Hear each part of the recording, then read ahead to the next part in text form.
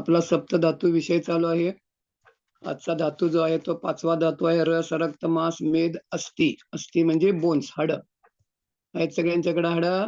आहे. त्याच्याशिवाय आपण हेच करू शकत नाही. आपलं स्ट्रक्चर हाडाचा सापळा असतो की नाही?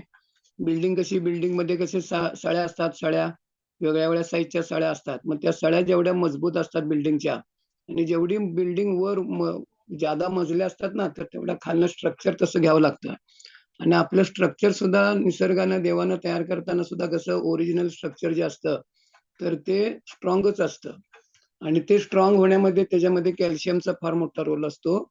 आणि नुसते तुम्हाला आपल्याला हाडं म्हटल्यानंतर कॅल्शियम वगैरे आहे की नाही, कॅल्शियम डिफिशियन्सी लोकांना फार कौतुक असते. कॅल्शियम डिफिशियन्सी सगळे वय झालेले लोकं बघा, कॅल्शियमच्या गोळ्या सगळे खात असतात. पण नुसत्या कॅल्शियमच्या गोळ्या खाऊन आपली हाडं कधीही बळकट होत नसतात, लक्षात घ्या. कॅल्शियम ॲब्सॉर्ब व्हायला व्हिटॅमिन डी लागते, त्याला मॅग्नेशियमचा रोल असतो आणि फार मोठा रोल प्रोटीनचा असतो. आपल्या शरीरामध्ये मी सांगतो ना, काय जे तयार होतं ते प्रोटीन आणि फॅटमुळे तयार होतं. Protein, fat, protein, fat, protein, fat. आईच्या गर्भामध्ये बाळ तयार होतं, आकार घेतं प्रोटीन, फॅटमुळे. आणि आम्ही दिवसभर काय करतो? प्रचंड, प्रचंड, प्रचंड प्रमाणात सिंपल कार्बोहायड्रेट खातो.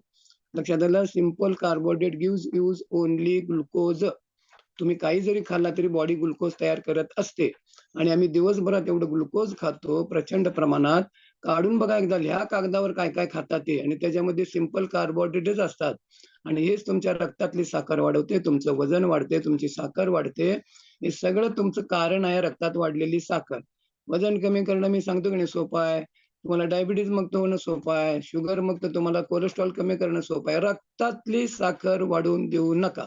आणि ही साखरच तुम्हाला किती डॅमेज करते मी ते पुढे येणार आहे, ते हाडांशीच रिलेटेड आहे. आतापर्यंत आपल्याला कधी माहिती आहे का हो, तुमचं जे साखर असते ही कॅल्शियम चोर आहे.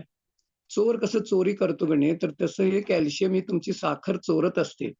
मग आम्ही नुसतं काय बघा तुम्ही डायबिटीजचे लोकं जे असतात ना, त्यांचे बोन्स, त्यांचे बाकी पण प्रॉब्लेम्स का वाढतात?